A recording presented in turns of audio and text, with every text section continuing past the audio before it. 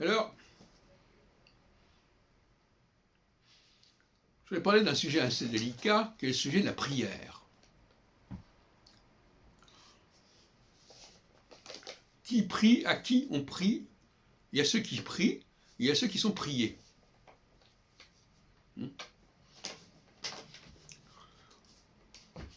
D'ailleurs, on fait une petite parenthèse, on ne devrait pas dire merci, on devrait dire tu es remercié.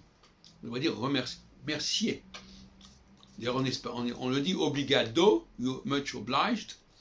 Alors, est-ce que c'est... Alors, bon, alors, donc, peu importe, c'est une parenthèse. Alors, je reviens sur la question de... bon, alors, c'est pas Dieu qui prie, par exemple, c'est l'homme qui prie Dieu, c'est pas l'homme qui prie. Dans un certain nombre de cas, par exemple, c'est plus complexe.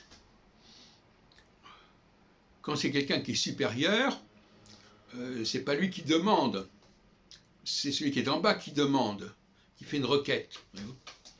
Donc il y a une espèce de clivage entre à quel moment on est du côté de ceux qui prient et qui demandent, et qu'à quel moment on est du côté de ceux qui sont priés.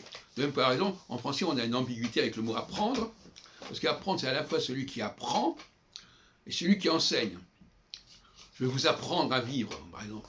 Ça ne devrait pas dire comme ça. Celui qui apprend, c'est celui qui prend. Donc celui qui enseigne, il ne prend pas. On ne devrait pas employer le mot comme ça. Je comprends ce que vous me dites. Mais normalement, donc là, oui, il y a des ambiguïtés à ce niveau-là. Donc, la question délicate que je voudrais aborder, après ces préliminaires, c'est le fait que de quel côté de la barrière se trouve-t-on? Par exemple, il y a ceux qui prient Jésus. Bon. Mais Jésus est juif. Donc quelque part, est-ce que ne sont pas à travers Jésus tous les juifs qui sont concernés? Est-ce que le culte de Jésus n'est pas aussi le culte du peuple juif, envers le peuple juif?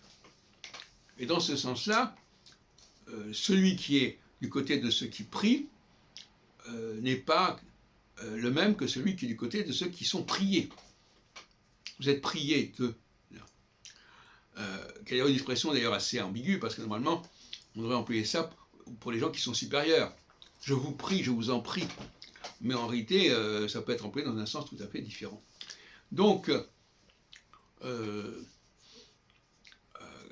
qui est du côté de ceux qui prient et qui est de ce côté de ceux que l'on prie? That is the question.